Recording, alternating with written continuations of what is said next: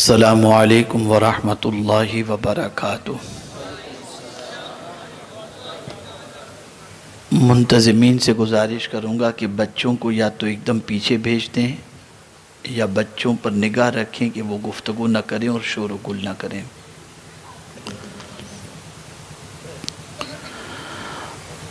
الحمدللہ رب العالمین والعاقبۃ للمتقین والصلاة والسلام علی سید الانبیاء والمرسلین وعلی آلہ واصحابہ الطیبین الطاہرین، اما بعد فاعوذ باللہ من الشیطان الرجیم، بسم اللہ الرحمن الرحیم۔ قال رسول اللہ صلی اللہ تعالی علیہ وسلم، اذا سرتک حسنتک وساءتک سیئتک فانت مؤمن، صدق رسول اللہ صلی اللہ تعالی علیہ وسلم۔ قابل قدر علماء ذوی الاحترام، حاضرین بزم، السلام علیکم ورحمۃ اللہ وبرکاتہ۔ میرے پیارے آقا صلی اللہ تعالی علیہ وسلم کے پیارے دیوانوں، جس حدیث مبارکہ کی تلاوت کا میں نے شرف حاصل کیا، اس سے متعلق کچھ معروضات پیش کرنے سے پہلے آقا کریم رؤوف الرحیم علیہ التحیۃ والتسلیم کی بارگاہ بے کس پناہ میں جس طریقے سے میں پڑھاؤں، عقیدت و محبت میں ڈوب کر اسی طریقے سے درود و سلام کا نذرانہ پیش کریں۔ الصلاۃ والسلام علیک یا رسول اللہ، الصلاۃ والسلام علیک یا حبیب اللہ، الصلاۃ والسلام علیک یا نبی اللہ، الصلاۃ والسلام علیک یا نور اللہ، وعلی آلک واصحابک یا حبیب اللہ، صلی اللہ تعالی علیہ وسلم۔ میرے پیارے آقا صلی اللہ تعالی علیہ وسلم کے پیارے دیوانوں، اس وقت پوری دنیا میں ہم جن حالات سے گزر رہے ہیں، وہ حالات کسی سے پوشیدہ نہیں۔ بہت سارے دنیاوی تعلیم یافتہ لوگ اور اسی کے ساتھ ساتھ دنیا سے لو لگانے والے بہت سارے لوگ جو مسلمان تو ہیں لیکن ساتھ ہی ساتھ یہ سوچتے ہیں کہ جب ہمارا دین سچا، ہمارا مذہب سچا، تو آج ہم کلمہ پڑھنے والے پوری دنیا میں زوال پذیر کیوں، پریشان کیوں، مصیبت میں گرفتار کیوں؟ میرے پیارے آقا صلی اللہ تعالی علیہ وسلم کے پیارے دیوانوں، یقیناً یہ بات اپنی جگہ بالکل صحیح ہے کہ عالمی سطح پر شرق سے لے کر غرب اور شمال سے لے کر جنوب تک کسب پرسی کے ایام، در بدری کی زندگی، کاسے گدائی لے کر کے در بدر کی ٹھوکریں کھانے والی قوم اس وقت امت مسلمہ ہے۔ ہمارا سنہرا ماضی ہے، ہم کچھ اور تھے، آج کچھ اور ہیں۔ وہ کون کون سی چیز ہے جس نے آج ہمیں تباہی اور بربادی کے دہانے پر پہنچا دیا، اور وہ کون سی چیز تھی جس نے ہمیں عروج عطا فرمایا تھا؟ تو میرے پیارے آقا صلی اللہ تعالی علیہ وسلم کے پیارے دیوانوں، پہلے کے لوگوں کی سچویشن یہ تھی کہ وہ تقاضۂ ایمان کی تکمیل کو ضروری سمجھتے تھے۔ وہ صرف کلمہ پڑھ کر اپنے آپ کو مسلمان سمجھنے کی بجائے کلمے کے سارے تقاضوں کو پورا کرنا اپنی ذمہ داری سمجھتے تھے۔ ایمان کے تقاضے ہوں، اسلام کے تقاضے ہوں، ایمان باللہ کے تقاضے ہوں، ایمان بالرسالت کے تقاضے ہوں، ایمان بالقرآن کے تقاضے ہوں، ایمان بالآخرت کے تقاضے ہوں، ہر تقاضے کو پورا کرنے کی وجہ سے وہ زمین پر بھی کامیاب تھے، غیروں کے نرغے میں بھی کامیاب تھے، اور جہاں جاتے تھے کامیابی بڑھ کر خود ان کے قدموں کا بوسہ لے لیا کرتی تھی۔ لیکن آج ہماری سچویشن یہ ہے کہ ہم نہ کلمے کے تقاضے کو پورا کرنے کے لیے تیار ہیں، نہ ایمان کے تقاضوں کو پورا کرنے کے لیے تیار ہیں، کسی تقاضے کو پورا کرنے کے لیے تیار نہیں۔ بس ہمارا معاملہ صرف اتنا سا ہے کہ ہم بس مسلمان ہیں، اتنا ہمارے لیے کافی ہے۔ پھر اس کے بعد اسلام جن چیزوں کا مطالبہ ہم سے کرتا ہے بحیثیت مسلمان، ہمیں کس طریقے سے رہنا چاہیے، بحیثیت مسلمان ہماری زندگی کیسی ہونی چاہیے، بحیثیت مسلمان ہمارے لین دین کا معاملہ کیسا ہونا چاہیے، بحیثیت مسلمان والدین کے ساتھ ہمارا سلوک کیسا ہونا چاہیے، بحیثیت مسلمان پڑوسیوں کے ساتھ ہمارا سلوک کیسا ہونا چاہیے، بحیثیت مسلمان علم کے میدان میں ہماری کوششیں کیا ہونی چاہیے، ہم ان ساری چیزوں سے بالکل آنکھ بند کر چکے ہیں اور بس اسی پر خوش ہیں کہ ہم مسلمان ہیں، اور تقاضۂ اسلام کے سلسلے میں ہم نے کبھی توجہ نہیں دی، کبھی اس طرف ہم نے محنت نہیں کی، کبھی ہم نے مشقت نہیں کی، اور کبھی کسی قسم کی قربانی دینے کے لیے ہم تیار نہیں ہوئے۔ آئیے میں ایک چھوٹی سی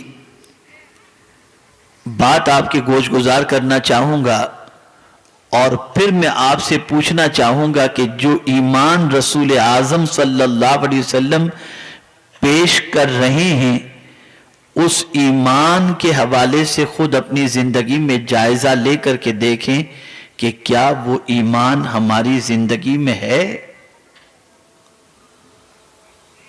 آقا کریم رؤوف الرحیم علیہ التحیۃ والتسلیم سے پوچھا گیا مل ایمان، اے اللہ کے رسول صلی اللہ علیہ وسلم ایمان کیا ہے؟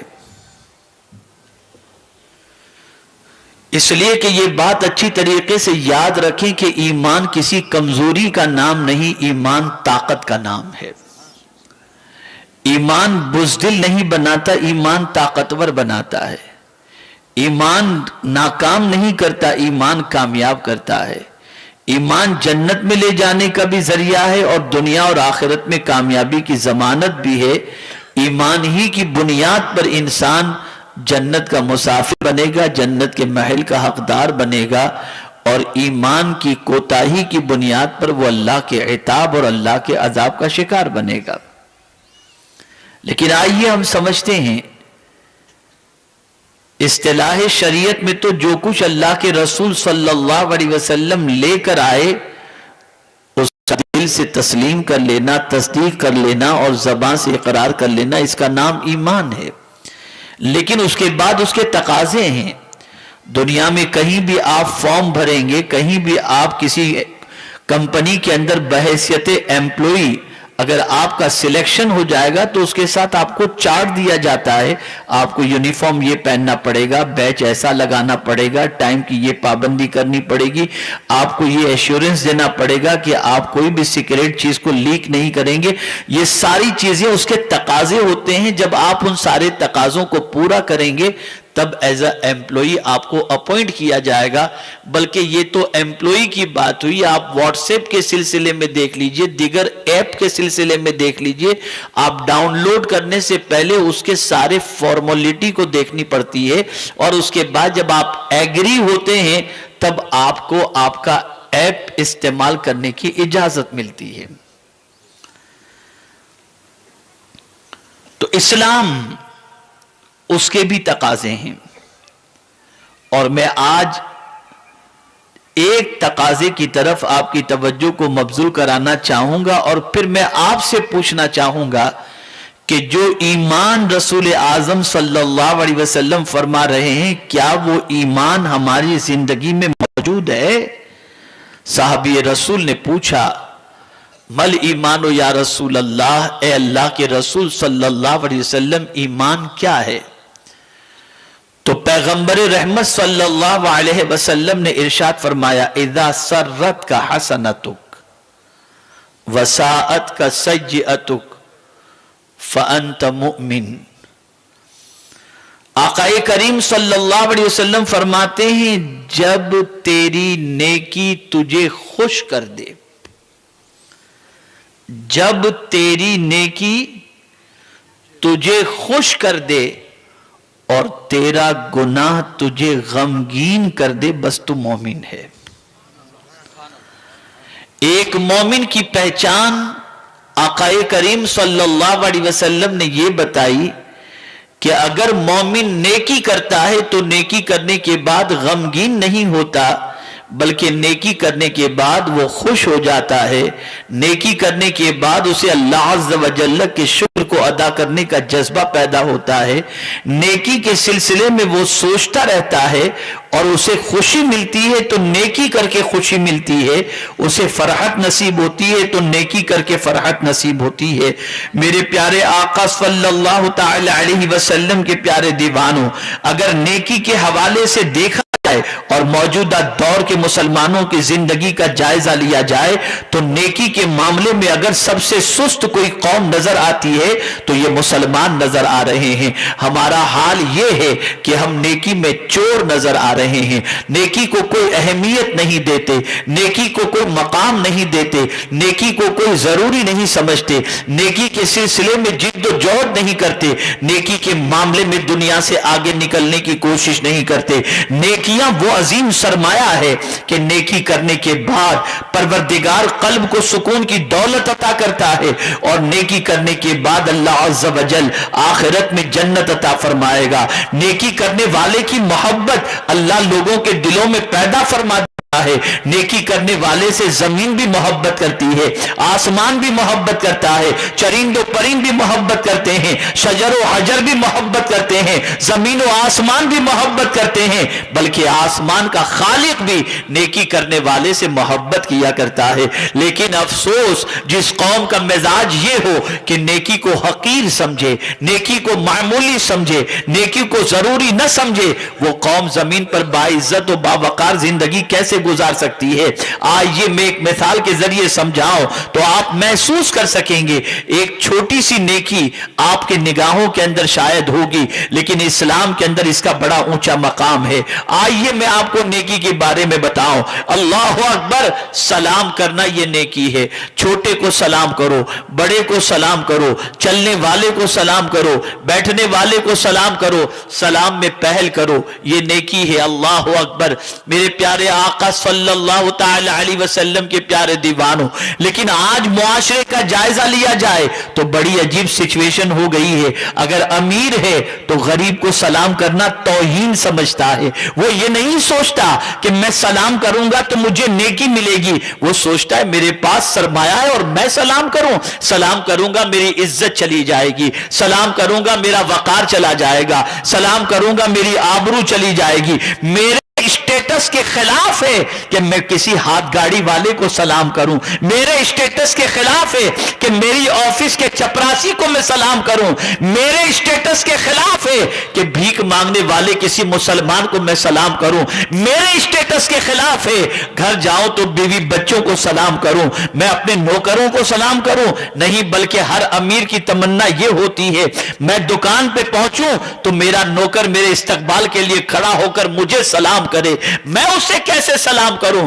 پتہ یہ چلا غرور اتنا دماغ میں بھر چکا اور نیکی کی اہمیت اتنی ختم ہو چکی جس کی کوئی انتہا نہیں۔ آج سلام کے سلسلے میں دیکھا جائے تو آدمی اسے اہمیت نہیں دے رہا۔ اللہ اکبر، فرمایا گیا اپنے گھر میں داخل ہو تو سلام کیا کرو، یہاں تک فرمایا گیا کہ اگر تمہارے گھر کے اندر کوئی ہے نہیں، تم گھر کا دروازہ خود کھول رہے ہو، تالا کھول کے خود گھر کے اندر داخل ہو رہے ہو، خالی گھر میں بھی داخل ہو تو تم کہو السلام علیکم، پھر اس کے بعد درود شریف پڑھو، اس کے بعد سورہ اخلاص پڑھو، اللہ تمہارے گھر میں برکتوں کو نازل فرما دے گا۔ اے رسول اعظم صلی اللہ تعالی علیہ وسلم کے دیوانوں، آپ ذرا اندازہ لگائیں ہم نے کہاں سے یہ سیکھ لیا کہ سلام ہم کریں؟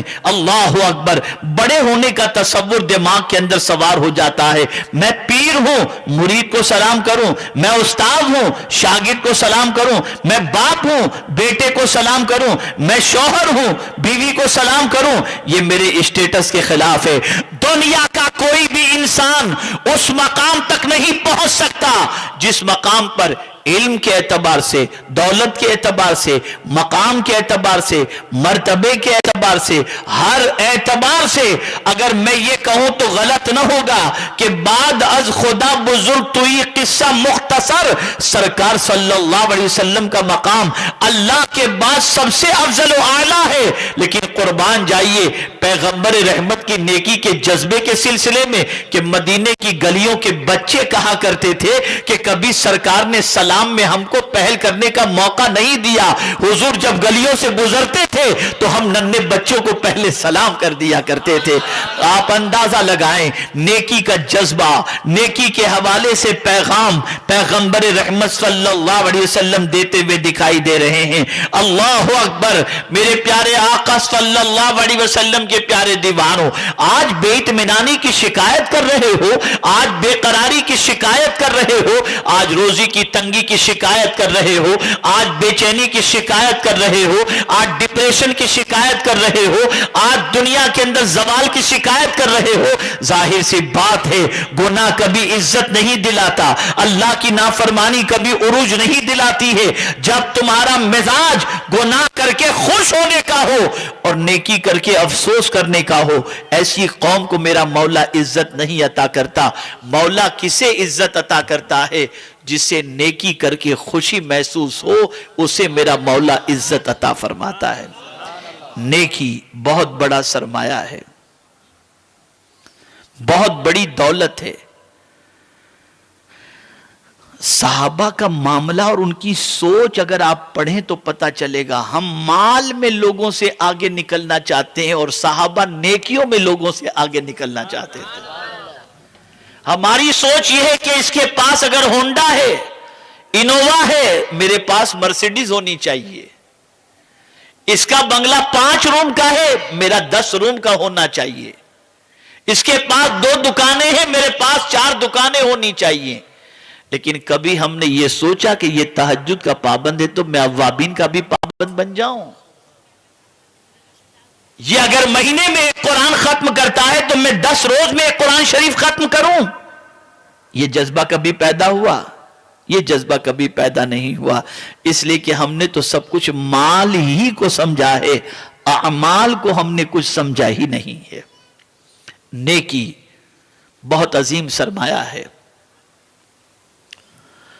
حالات بدل رہے ہیں۔ ہم نے کورونا کے زمانے میں اور لاک ڈاؤن کے زمانے میں دیکھا کہ بندہ نیکی جمع کرنا چاہتا تھا، نہیں کر پایا۔ مسجد میں جماعت سے نماز ادا کرنا چاہتا تھا، تالے لگے ہوئے تھے، کئی مہینوں تک جمعہ ادا کرنے کا موقع نہیں ملا۔ اسی لیے میرے آقا صلی اللہ علیہ وسلم فرماتے ہیں بادروا بالاعمال الصالحہ، نیکی کرنے میں جلدی کرو، نیکی کرنے میں جلدی کرو۔ آقا کریم صلی اللہ علیہ وسلم فرماتے ہیں تاریک راتوں کی طرف فتنے گریں گے، آدمی صبح کو مومن ہوگا شام کو کافر ہو جائے گا، اور شام کو مومن ہوگا صبح کو کافر ہو جائے گا، دنیا کے چند مال کے عوض میں اپنے دین کو بیچ دے گا۔ اس سے پہلے نیکی کر لو۔ حالات بڑی تیزی سے کروٹ لے رہے ہیں، گناہ کا سیلاب اتنا بڑھ رہا ہے کہ آدمی کی توجہ نیکی کی طرف ہو ہی نہیں رہی ہے۔ گندی پکچروں کو دیکھ کر، گندے مناظر کو دیکھ کر، سیریلوں کو دیکھ کر، ننگے پن کو دیکھ کر کس کا جذبہ چاہے گا کہ وہ مسجد کی طرف جائے؟ کس کی طبیعت چاہے گی کہ وہ نیکی کی طرف جائے؟ کس کی طبیعت چاہے گی کہ قرآن کی طرف جائے؟ حالات بڑی تیزی سے بدل رہے ہیں، اور آج جو حالات ہیں یہ نہ سمجھنا کہ آج کے بعد بہتر حالات آئیں گے۔ یاد رکھیں ہر آنے والا دن آج کے دن سے بدترین ہی آنے والا ہے۔ کر لو نیکیاں۔ بسا اوقات ایسا ہوتا ہے کہ انسان نیکی کر کے افسردہ ہو جاتا ہے، نیکی کر کے غمگین ہو جاتا ہے، جبکہ زندگی میں کبھی نیکی کرنے کے بعد انسان کو غمگین نہیں ہونا چاہیے، خوش ہونا چاہیے۔ مثال کے طور پر میں آپ کو بتاؤں، آپ کی دکان کے اوپر کوئی پیس ہے، کوئی ڈریس ہے، اس کے اندر کوئی نقص ہے، کسٹمر آیا، اس نے وہ نقص والا پیس پسند کر لیا، آپ کے دل میں نیکی کا جذبہ تھا، عقل کہہ رہی ہے عیب بتائے گا تو مال نہیں بکے گا، دل کہہ رہا ہے، ایمان کہہ رہا ہے بتا دے تیرے حصے کا ہوگا تو تجھے مل کر کے رہے گا۔ اب اگر آپ نے بتا دیا اور کسٹمر نے وہ پیس چھوڑ دیا تو پھر آپ رات بھر سوچتے رہیں گے یار نہ بتایا ہوتا تو مجھے کوئی نقصان نہ ہوتا، میرا تو فائدہ ہو جاتا۔ پتا چلا نیکی کر کے آپ خوش ہونے کی بجائے افسوس کر رہے ہو۔ آپ نے عیب بتا دیا، آپ کو اطمینان ہونا چاہیے کہ میں نے نیکی کی ہے اور یہی نیکی مجھے میرے حصے کی روزی ضرور دلائے گا، بلکہ اللہ نیکی کے عوض کے اندر مزید عطا فرمائے گا۔ آج نیکی کر کے خوشی نہیں، اس لیے مسلمان یہ کہہ رہا ہے، غیر مسلم کی بات نہیں کہہ رہا، قرآن کو ماننے والا یہ کہہ رہا ہے مولانا سچ بول کر تو چٹنی روٹی بھی نہیں ملے گی، جھوٹ بولے بغیر دھندا چلتا کہاں ہے؟ یہ مسلمان کہہ رہا ہے، یہ مسلمان کی زبان سے جملہ، یہ کلمہ پڑھنے والے کی زبان سے جملہ۔ جب ہماری سچویشن یہ ہو گئی تو ہم آج تباہی کے دہانے پر پہنچ گئے، کامیابی نے ہم سے چہرہ پھیر لیا اور ہم ناکامی سے ہم کنار ہو گئے۔ یاد رکھیں میرے پیارے آقا صلی اللہ تعالی علیہ وسلم کے پیارے دیوانوں، نیکی جب بھی اللہ تم سے کرا لے تو نیکی کرنے کے بعد کبھی غمگین نہیں ہونا، افسردہ نہیں ہونا۔ مثال کے طور پر پہلے انسان بے نمازی تھا، اللہ نے توفیق دی نماز کی، سجدوں کا پابند ہوا، تلاوت کا پابند ہوا، حلال و حرام کی تمیز کرنے لگا، اور پھر اس کے بعد اچانک سچویشن یہ ہوئی کہ روزی میں تھوڑی سی تنگی آ گئی تو بندہ اپنی زبان سے یہ کہتا ہوا دکھائی دیتا ہے، وہ دیکھو شراب کا اڈا چلاتا ہے، اس کو نہ کوئی بیماری ہے نہ اس کے یہاں مال کی کمی، کیسی عیش کے اندر زندگی گزار رہا ہے، اور ہم نماز پڑھ رہے ہیں، داڑھی رکھ رہے ہیں، سچ بول رہے ہیں، جائز دھندا کر رہے ہیں، پھر بھی روپیے کے لیے ہم پریشان ہیں. پتا چلا تم نیکی کی قدر کو نہیں سمجھے اور تم نیکی کرنے کے بعد افسردہ ہو. اس لیے حضور کے فرمان کی روشنی میں تم کامل مومن نہیں. اگر تم نماز پڑھ رہے ہو، اگر تم روزے رکھ رہے ہو، اگر تم سچ بول رہے ہو، اگر تم حلال و حرام کی تمیز کر رہے ہو، اگر تمہارے پاس مال کی فراوانی نہیں بھی ہے، تب بھی تمہیں غمگین نہیں ہونا چاہیے. اس لیے کہ میرا یہ جملہ ذہن کے اندر محفوظ کر لو، اللہ جس بندے سے ناراض ہوتا ہے اس سے روٹی نہیں چھینتا، سجدے کی توفیق چھین لیتا ہے. کسی کے پاس مال کی فراوانی ہو تو یہ مت سمجھ لینا کہ اللہ اس سے راضی ہے، اس لیے کہ مال تو اس نے فرعون کو بھی دیا تھا، نمرود کو بھی دیا تھا. ہاں، نیکیوں کی توفیق اسی کو دیتا ہے جس سے وہ راضی ہوتا ہے اور محبت کرتا ہے. اے رسول گرامی وقار صلی اللہ تعالی علیہ وسلم کے دیوانوں، یہی وجہ ہے کہ صحابہ ہوں یا اولیاء ہوں، جب ان سے کوئی نیکی سرزد ہوتی اللہ کا شکر ادا کرتے اور اللہ کی بارگاہ میں دعا بھی کرتے، اے ہمارے کریم تو ہمیں نیکیوں کی توفیق عطا فرما، نیکیوں پر ثابت قدمی نصیب فرما، نیکیوں پر استقامت نصیب فرما. میرے پیارے آقا صلی اللہ علیہ وسلم کے پیارے دیوانوں، مغرب نے یہ چاہا، ویسٹرن کلچر نے یہ چاہا مسلمانوں کو تباہ کیا جائے، برباد کر دیا جائے، تو مسلمانوں کے دماغ کے اندر اپنی فکر انہوں نے ڈالی. وہ فکر کیا ہے؟ وہ فکر یہی ہے سب کچھ یہ دنیا کی زندگی ہے، آخرت کچھ بھی نہیں ہے. جتنا عیش کرنا ہو اسی دنیا میں کر لو، جتنے مزے کرنے ہو اسی دنیا میں کر لو. اور اسلام یہ کہتا ہے یہ دنیا جھمیلے کی جگہ ہے، اصل عیش کی زندگی تو آخرت کی عیش کی زندگی موجود ہے. کیا آپ کو نہیں معلوم پیغمبر رحمت صلی اللہ علیہ وسلم چٹائی پر آرام کر رہے تھے؟ فاروق اعظم رضی اللہ المولا تبارک و تعالی عنہ تشریف لائے تو سرکار صلی اللہ علیہ وسلم کی پشت انور پر، پیٹھ مبارک پر چٹائی کے نشانات انہوں نے دیکھے تو عرض کرنے لگے فدا کبھی ابی انت و امی یا رسول اللہ صلی اللہ تعالی علیہ وسلم. قیصر و کسرا تو نرم گدوں پر آرام کریں اور سید الانبیاء ایسی چٹائی پر، کھردری چٹائی پر آرام کریں کہ پیٹھ مبارک پر نشان ہو جائیں.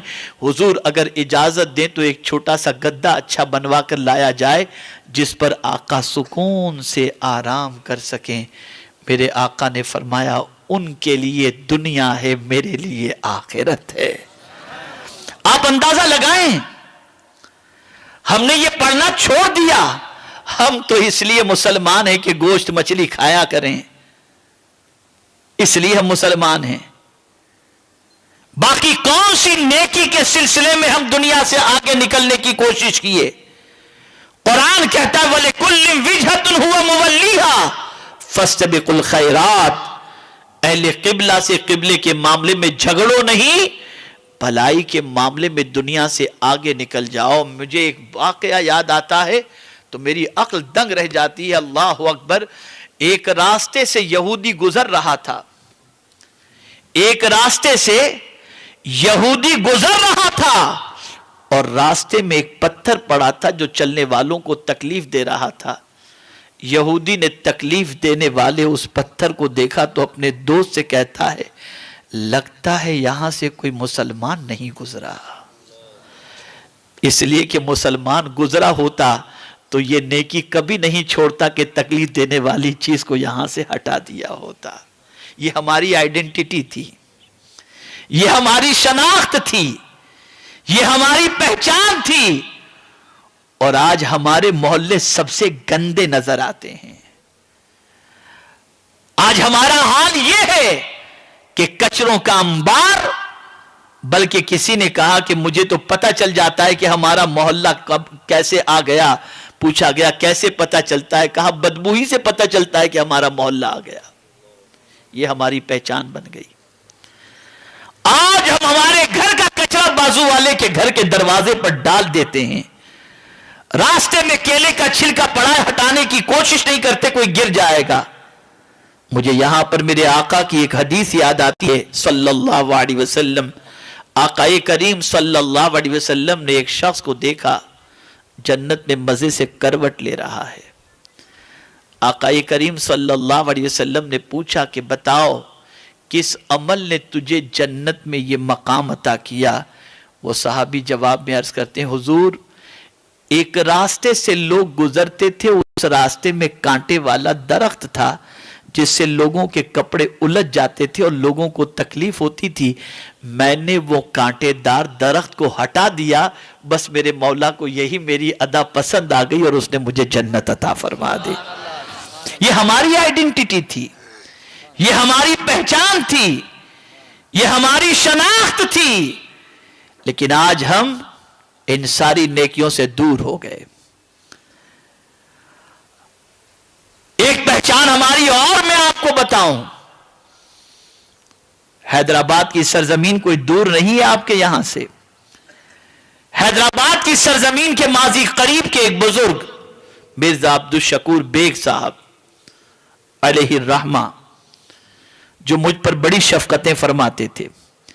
ایک دن میں نے ان سے عرض کیا حضور مجھے مدینے کا کوئی واقعہ سنائیں, اس لیے کہ وہ 6 مہینے مدینے میں رہتے تھے, 6 مہینے ہندوستان میں رہتے تھے, بڑے عاشق رسول تھے. میں نے ان سے عرض کیا کہ حضور مدینے کی کوئی بات سنائیں. ارشاد فرماتے ہیں مولانا یہ 20 سال پہلے انہوں نے مجھ سے فرمایا تھا, اور جب انہوں نے فرمایا تو تب یہ فرمایا تھا کہ مولانا یہ 35 سال پہلے کی بات ہے, تو یہ آج سے 55 سال پرانی بات میں آپ کو بتا رہا ہوں, کم و بیش. مجھ سے فرماتے مولانا میں ایک دکاندار کی دکان پر بیٹھا ہوا تھا, مدینے شریف میں کپڑے والے کی دکان تھی. میرا بڑا اچھا دوست تھا, میں اس کے یہاں بیٹھا ہوا تھا. ایک گاہک آیا اور آنے کے بعد اس گاہک نے دکاندار سے کہا کپڑے کا سیمپل دکھا کر کہ مجھے یہ 3000 میٹر کپڑا چاہیے, مجھے مدینے میں لوگوں میں تقسیم کرنا ہے. تو میں جس دکان پر بیٹھا تھا وہ دکاندار جس سے اس نے سیمپل دکھا کر کہا تھا, وہ دکاندار کہتا ہے میرے پاس یہ کپڑا ہے تو ضرور لیکن تجھے بیچوں گا نہیں. وہ شخص کہتا ہے مجھے کیش میں چاہیے, میں پیسے دے کر روکڑے میں آپ سے خریدنا چاہتا ہوں. اس نے کہا کہ میرے پاس مال ہے, تو کیش میں بھی خریدنا چاہے گا تو میں تجھے دینے کے لیے تیار نہیں, میں تجھے یہ کپڑا نہیں بیچوں گا. کہا کیوں؟ اب جواب سنیے نیکی کا جذبہ. جب کہا کیوں تو مدینے کا وہ دکاندار کہتا ہے دیکھو وہ سامنے جو دکان ہے نا وہ میرے مسلمان بھائی کی دکان ہے, حقیقی بھائی کی نہیں, مسلمان بھائی کی دکان ہے.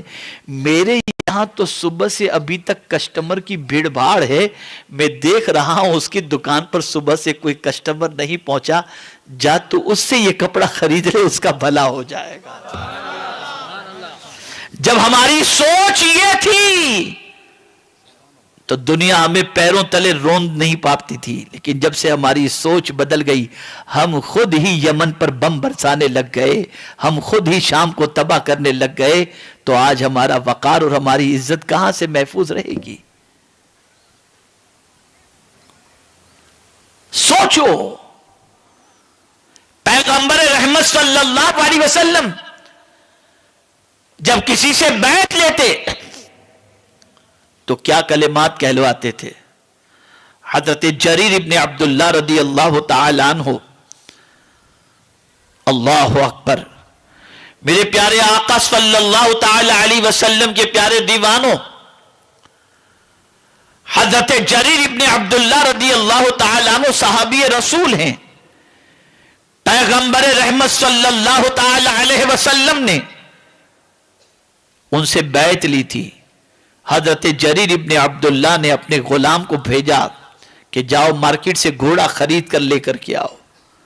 وہ گیا گھوڑا خریدنے کے لیے، مارکیٹ میں گھوڑا دیکھا اس نے، گھوڑے کی قیمت ڈن کر لی 300 درہم، اور اس کے بعد وہ گھوڑے کے مالک کے ساتھ حضرت جریر ابن عبداللہ کے پاس پہنچا اور عرض کرنے لگا حضور یہ گھوڑے کا دام میں نے طے کر لیا ہے 300۔ گھوڑے کا مالک بھی ساتھ میں تھا۔ حضرت جریر نے گھوڑے پر ہاتھ پھیرا اور فرمایا اس کی قیمت 300 نہیں، اس کی قیمت 400 ہونی چاہیے۔ گھوڑے کا مالک حیران ہو گیا کہ دنیا میں دام کم کیا جاتا ہے، دام بڑھایا نہیں جاتا، یہ بڑھانے کی بات کیسے کر رہے ہیں؟ پھر دوسری جانب سے گھوڑے کو دیکھا، فرمایا اس کی قیمت 400 نہیں 500 ہونی چاہیے۔ مزید گھوڑے کا مالک حیرت میں پڑ گیا کہ یہ صحابی رسول مذاق تو نہیں کر رہے ہوں گے۔ بڑھاتے بڑھاتے 700 تک حضرت جریر پہنچے اور فرمایا اب تیرے گھوڑے کی قیمت اتنی ہی ہے۔ گئے اور رقم لا کر کے اسے دی۔ وہ حیرت میں پڑتے ہوئے اس نے سوال پوچھا کہ حضرت یہ تو بتائیے جب دام 300 میں فائنل ہو چکا تھا تو آپ نے مجھے 700 کیوں دیا؟ اب حضرت جریر کا جواب سنو اور وہ ایمان اپنے اندر تلاش کرو۔ تو حضرت جریر فرماتے ہیں کہ میں نے اپنے آقا سے بیعت کی تھی اور میں نے بیعت کے وقت یہ وعدہ کیا تھا کہ مسلمان کا بھلا چاہوں گا، تو اسی بیعت اور اسی وعدے کو پورا کر رہا ہوں۔ 300 میں طے تو ہوا تھا لیکن 400 زیادہ دے کر میں اس کا بھلا اس لیے چاہ رہا ہوں کہ میں نے مدینے کے تاجدار سے وعدہ کیا تھا۔ ہے یہ جذبہ؟ لقمے چھیننے کی پوزیشن ہے، گردن کاٹنے کی پوزیشن ہے۔ اندازہ لگائیے کہاں جا رہے ہیں ہم۔ نیکی کا جذبہ سرد ہو گیا۔ مسجد ہی کو دیکھ لیجئے، صف اول میں جگہ اگر خالی ہے تو آدمی پیچھے رہتا ہے، دوسرے سے کہتا ہے آگے بڑھو آگے بڑھو۔ یہ نیکی کا حال ہے کہ وہ یہ نہیں سوچتا کہ میں اگر صف اول میں چلا گیا تو ثواب مجھے زیادہ ملے گا۔ اسے ایسا وہ سمجھتا ہے جیسے نیکی کی مجھے ضرورت ہی کیا ہے، میرے پاس تو جنت کا سرٹیفکیٹ ہے، میں تو پہلے ہی جنت میں چلا جاؤں گا۔ اور حدیث مبارکہ میں ہے کہ صف اول میں نماز پڑھنے کے لیے صحابہ اس طریقے سے کرتے تھے محنت و مشقت کہ کسی کو جلدی پہنچنے نہیں دے پاتے تھے، جب سب سے یعنی جلدی سے جلدی ہر صحابی پہنچنے کی کوشش کرتے تھے۔ لیکن ہمارا حال کیا ہے؟ ہماری پوزیشن کیا ہے؟ نیکی کے معاملے میں سست، اور ایک مینٹلٹی بن گئی۔ اب جو بات عرض کر رہا ہوں اسے غور سے سنیے گا۔ ایک سوچ بن گئی معاذ اللہ ثم معاذ اللہ، ہماری کامیابی میں سب سے بڑی رکاوٹ معاذ اللہ ہمارا دین ہے۔ ہم اس لیے پوری دنیا میں مار کھا رہے ہیں کہ ہم مسلمان ہیں، اور میں آپ سے کہہ رہا ہوں کہ جس دن تم سچے مسلمان بن گئے مولا تمہیں عزت و سربلندی عطا کرے گا۔ یہ لپ سروس والا اسلام جو ہے نا، اس کی وجہ سے ہم مار کھا رہے ہیں۔ خواجہ بھی تو ہندوستان تشریف لائے نا، کتنی عزت، زمین پر تھے تب بھی عزت، 800 سال سے زیادہ عرصہ گزر گیا زمین کے اندر ہیں تب بھی عزت، بندہ نواز کو آج بھی عزت، کل بھی عزت اور ہمیشہ کی عزت۔ کیوں؟ اسلام پابند تھے۔ ہم اسلام پسند ہیں، ہمیں اسلام پسند ہے، لیکن ہم اسلام پابند نہیں۔ اسلام چاہتا ہے کہ تم پابندی اختیار کرو، اسلام پابند بن جاؤ۔ تو عرض یہ کر رہا تھا، نیکی تمہیں خوش کر دے۔ کسی غریب نے تم سے مانگا، تم نے اٹھا کر دے دیا، ارے یار میں نے کہاں دے دیا اس کو۔ یہ نیکی کر کے افسوس کرنا یہ کامل مومن ہونے کی علامت نہیں، بلکہ دے کر کے دل میں یہ خوشی محسوس کرنا ہے، اللہ تیرا شکر ہے کہ تیرا دیا ہوا تیری راہ میں میں نے خرچ کر دیا، میرے مولا تو اسے قبول فرما لینا۔ آئیے اس کو سمجھاؤں۔ کبھی ایسا ہوتا ہے، فنڈ ریزنگ ہوتی ہے، مسجد بنانی ہے، فنڈ ریزنگ کا معاملہ ہوا، بڑے بڑے سرمایہ داروں کو دعوت دی گئی، آ گئے سب، یہ مسجد بنانی ہے بھئی آپ کی طرف سے کتنا، کسی نے کہا 10,000، دوسرے نے کہا 25,000، تیسرے نے کہا 50,000۔ اب بڑا سیٹ جو بیٹھا تھا اس نے سوچا کہ یار اس نے 50 لکھا ہے، میں اگر کم لکھاؤں گا تو میری عزت کیا رہے گی، اچھا میری طرف سے 1 لاکھ لکھ لو۔ گھر گئے تو بیوی نے پوچھا کیا ہوا، کہا 1 لاکھ لکھا، کیا کروں، سب لکھا رہے تھے مجبور ہو کر لکھانا پڑا، لکھا دیا ہوں ابھی دیا کہاں ہوں، یہ سوچ بن گئی۔ لیکن میں یہاں جب صدیق اکبر کو پڑھتا ہوں تو میری عقل دنگ رہ جاتی ہے۔ جب پیغمبر رحمت صلی اللہ علیہ وسلم نے اللہ کے نام پر طلب فرمایا، سب کچھ لے کر آئے، یہاں تک کہ اپنے لباس کو بھی لا کر کے پیش کر دیا اور ٹاٹ کا لباس پہن لیا۔ اب آپ قربان جائیے صدیق اکبر رضی اللہ تعالیٰ عنہ کی عظمت پر کہ جبریل امین حضور کی بارگاہ میں حاضر آئے اور اس کے بعد عرض کرنے لگے، سرکار صدیق اکبر سے پوچھو کہ سب کچھ آپ کے قدموں میں لا کر کے یہ خوش تو ہیں، قدموں میں دے کر خوش تو ہیں۔ جب صدیق اکبر سے پوچھا گیا تو صدیق اکبر کہتے ہیں اگر میرا مولا قبول کر لے تو میں یقیناً خوش ہو جاؤں گا۔ آپ اندازہ لگائیں سب کچھ لٹا کر کے بھی صدیق اکبر ناراض نہیں ہیں، لیکن ہماری سوچ کیا ہے؟ ہماری سوچ یہ ہے کہ ہم دے کر کے پسمردہ ہو جاتے ہیں، افسردہ ہو جاتے ہیں، غمگین ہو جاتے ہیں اور سوچتے ہیں کم ہو گیا۔ نہیں، ام المؤمنین حضرت عائشہ صدیقہ رضی اللہ تعالی عنہ کے پاس بہت کچھ موجود تھا، سرکار صلی اللہ علیہ وسلم تشریف لائے، حضرت عائشہ صدیقہ رضی اللہ تعالیٰ عنہ نے بہت کچھ لٹا دیا تھا اور بہت کچھ خیرات کر دیا تھا، تھوڑا سا بچا تھا، حضور تشریف لائے اور تشریف لا کر پوچھا عائشہ کچھ بچا ہے، کچھ ہے؟ تو عرض کرنے لگی سرکار بس یہ تھوڑا سا بچا ہے۔ سرکار نے فرمایا یہ نہیں بچا، جو تم نے اللہ کے نام پہ دے دیا نا وہ بچ گیا۔ آپ اندازہ لگائیں یہ سوچ اور یہ ٹریننگ تھی، یہ تربیت تھی۔ تو آج آپ کے ذہن میں آپ کو یہ بات بٹھانی ہے کہ نیکی کر کے کبھی اپسیٹ نہیں ہونا، نیکی کر کے خوش ہو اور نیکی کرنے میں جلدی کرو، اس لیے کہ آج نیکی کا جذبہ ہے، کل پتہ نہیں نیکی کا جذبہ رہے یا نہ رہے، سرد پڑ جائے نہیں معلوم۔ آج آدمی کے اندر شوق پیدا ہوتا ہے میں یہ کر لوں، پھر اس کے بعد اس کا شوق کب ٹھنڈا ہو جائے نہیں معلوم۔ تو جب بھی نیکی کا خیال پیدا ہو، نیکی کرنے میں سرکار فرماتے ہیں جلدی کرو اور وہ نیکی کر کے خوش ہو جاؤ کہ اللہ نے تمہیں توفیق عطا فرمائی۔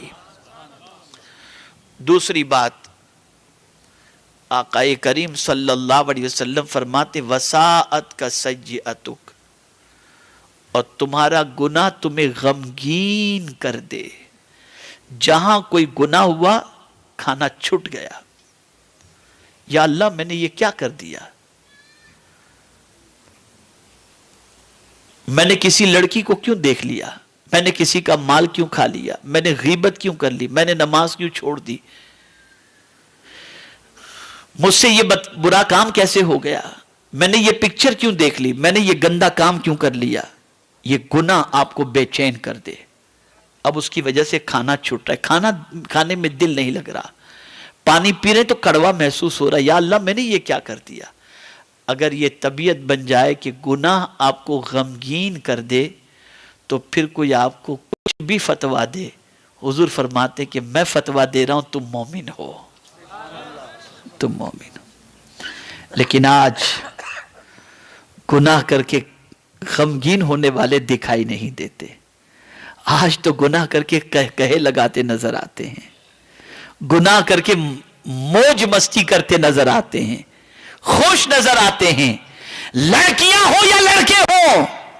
اگر لڑکیوں کے تعلقات لڑکوں سے ہیں یا لڑکوں کے تعلقات لڑکیوں سے ہیں تو اپنی سہیلیوں کو اپنے دوستوں کو بتاتے ہوئے فخر محسوس کرتے ہیں کہ اس کے ساتھ ہمارے ایسے روابط ہیں، ایسا معاملہ ہے، وہ معاملہ ہے، یہ معاملہ ہے، اور یہ زندگی گزرتی نظر آ رہی ہے۔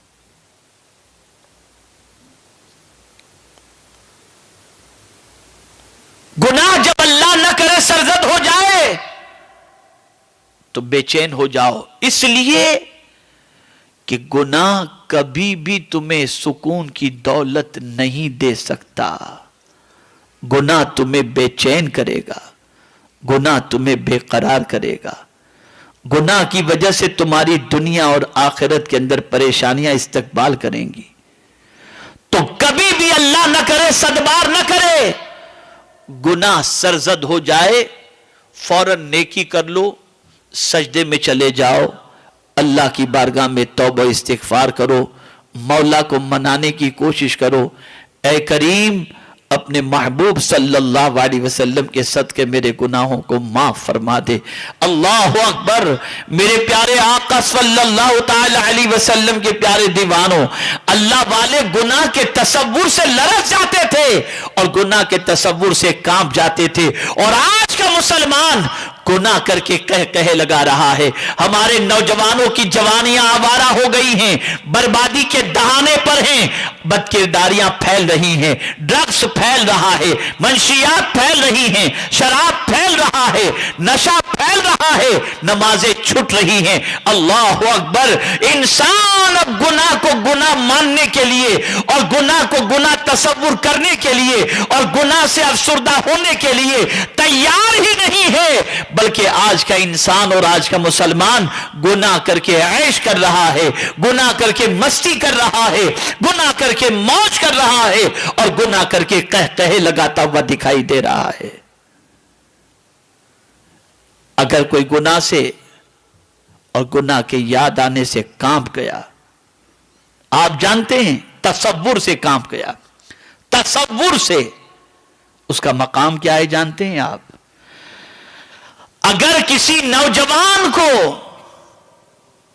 کوئی عورت جو بہت ہی خوبصورت ہو اور گناہ کی دعوت دے، اور وہ بندہ لرز جائے کہ میں اپنے رب کے سامنے کیسے گناہ کرنے کے بعد قیامت میں کھڑا رہوں گا، اس ڈر کی وجہ سے اس عورت کی گناہ کی دعوت کو ٹھکرا دے اور اس سے کہہ دے انی اخاف اللہ، میں اپنے اللہ سے ڈرتا ہوں، میرے آقا فرماتے اللہ کو کل اسے عرش کے سائے میں جگہ عطا فرمائے گا۔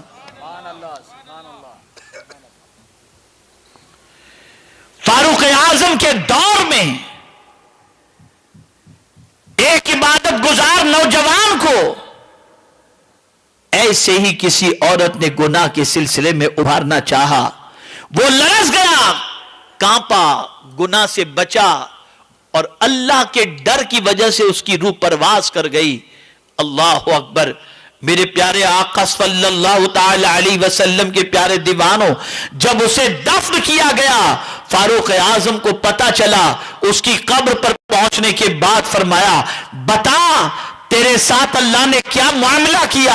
قبر سے آواز آتی ہے اللہ کا وعدہ حق ہے، وَلِمَنْ خَافَ مَقَامَ رَبِّهِ جَنَّتَانِ، جو اللہ سے ڈر کر کھڑا رہا، یعنی اللہ سے ڈرا اور گناہ نہیں کیا، اللہ اسے 2 جنتیں عطا فرماتا ہے۔ سنو امیر المؤمنین، میرے کریم نے مجھے 2 جنتیں عطا فرمائی ہیں۔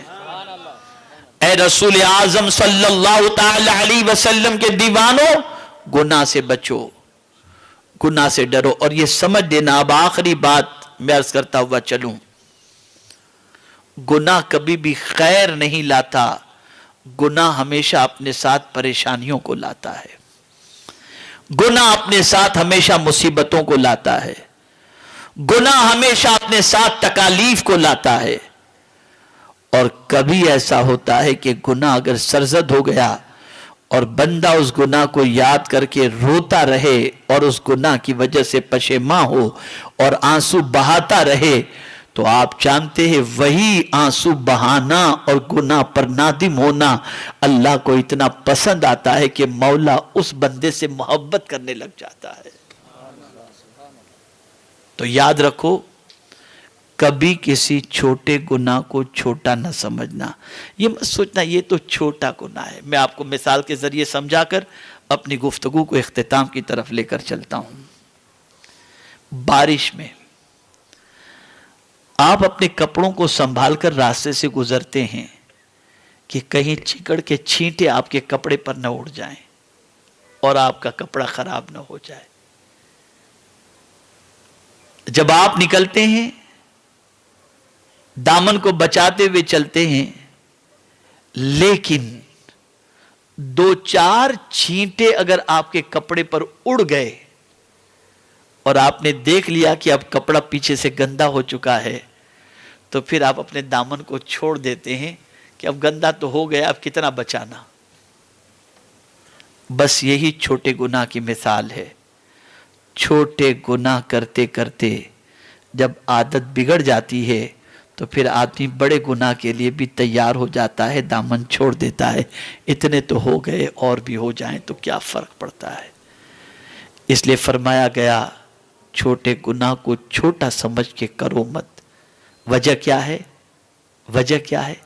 کبھی ایک چھوٹی سی چنگاری پوری بستی کو جلانے کے لیے کافی ہو جاتی ہے۔ ہو سکتا ہے ایک چھوٹا سا گناہ جہنم میں جانے کا سبب بن جائے، اور اسی طریقے سے کسی چھوٹی نیکی کو چھوٹا سمجھ کے چھوڑو مت۔ ہو سکتا ہے جس طریقے سے مرنے والے کو پانی کا ایک قطرہ زندگی دے دیتا ہے، ایسے ہی ایک چھوٹی سی نیکی اگر تم کر لو تو ہو سکتا ہے مولا اسی نیکی کو تمہاری نجات کا ذریعہ بنا دے۔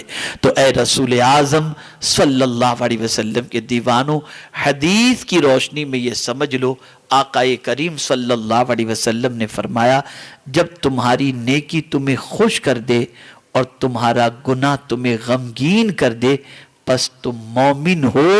اب پتہ یہ چلا ہمارے ایمان کو اگر ہمیں دیکھنا ہے اور جانچنا ہے تو اس کا طریقہ یہ ہے کہ جب ہم نیکی کریں گے ہمارے دل میں خوشی محسوس ہونی چاہیے، اور اللہ نہ کرے کبھی ہم سے گناہ ہو گیا تو ہم کھانا چھوڑ دیں، رونا شروع کر دیں، اللہ کی نافرمانی کی وجہ سے، گناہ کی وجہ سے آنسو بہانا شروع کر دیں اور ہمیں اچھا نہ لگے۔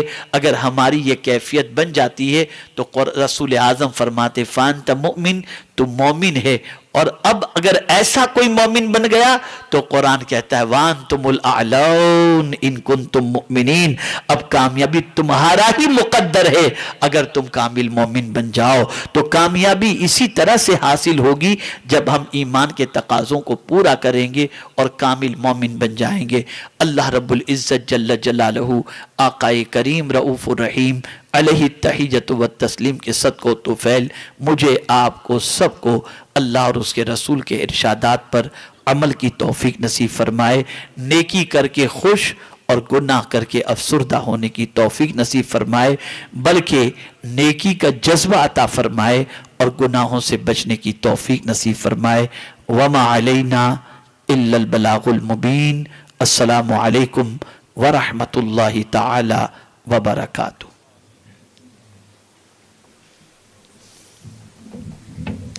لمبی چوڑی کچھ بھی نہیں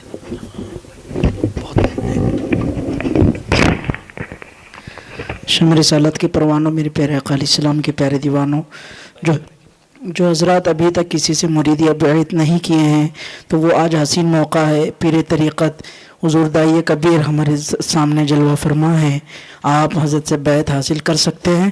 حضور میرے سنت دعوت اسلامی جس طرح پڑھائیں گے آپ پڑھیں، انشاءاللہ آپ دل میں یہ عہد کر لیں کہ انشاءاللہ آج سے میں حضور میرے سنت دعوت اسلامی کا مرید ہوں، اور حضور جو آپ کو نصیحتیں کریں گے آپ اس پر عمل کرنے کی کوشش کریں۔ بسم اللہ الرحمن الرحیم۔ استغفر اللہ ربی من کل ذنب و اتوب الیہ۔ توبہ کرتے ہیں پچھلے سارے گناہوں سے، آج کے بعد ہر گناہ سے بچنے کی کوشش کریں گے، ہر فرض و واجب اور سنت ان کے وقتوں پر ادا کرنے کی کوشش کریں گے۔ ہم سلسلہ قادریہ نوریہ برکاتیہ میں داخل ہوتے ہیں۔ اے اللہ ہمیں غوث پاک کے غلاموں میں قبول فرما، قیامت کے دن ان کے ساتھ حشر فرما۔ الہی خیر گردانی بحق کے شاہ جیلانی، الہی خیر گردانی بحق کے شاہ جیلانی، الہی خیر گردانی بحق شاہ جیلانی وصلی اللہ تعالی علی خیر خلقہ و نور عرشی سیدنا و مولانا محمد و آلہ و صحابہ اجمعین۔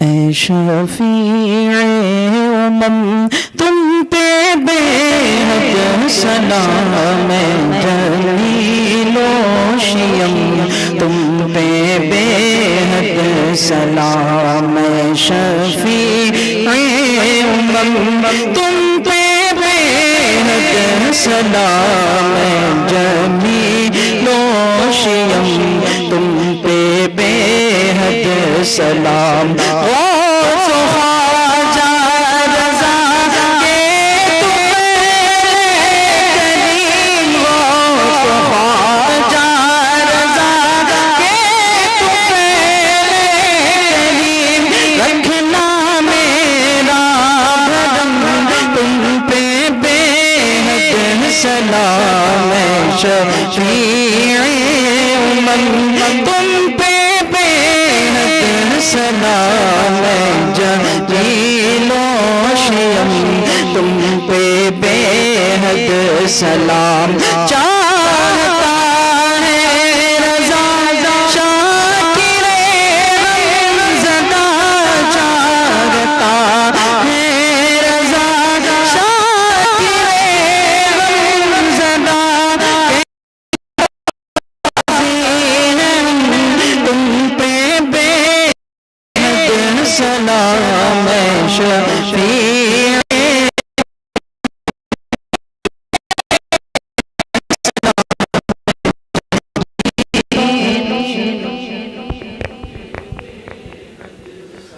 الصلاة والسلام علیکہ یا رسول اللہ وعلی آلک و صحابک یا نور اللہ صلی اللہ تعالی علیہ وسلم۔ الحمدللہ رب العالمین والصلاة والسلام علی سید الانبیاء والمرسلین وعلی آلہ وصحابہ الطیبین الطاہرین۔ اللہم انکا عفو تحب العفو فاعف عنا یا کریم۔ اللہم انا نسألک العفو والعافیہ والمعافاة الدائمة في الدين والدنيا والآخرة والفوز بالجنة والنجاة من النار یا عزیز یا غفار یا رب العالمین۔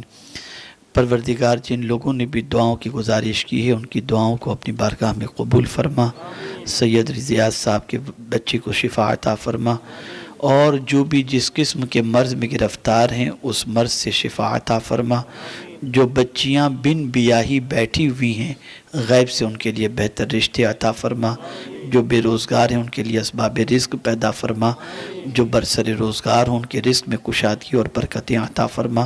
پروردگار ہمارے ملک کو اور پوری دنیا کو کورونا وائرس سے نجات نصیب فرما، مضی امراض سے نجات نصیب فرما، ہمارے ملک کو امن و شانتی کا گہوارہ بنا، فضل فرما، کرم فرما، رحم فرما۔ وصلی اللہ تعالی علی خیر خلقہ و نور عرشہ سیدنا و مولانا محمد و آلہ و صحابہ اجمعین۔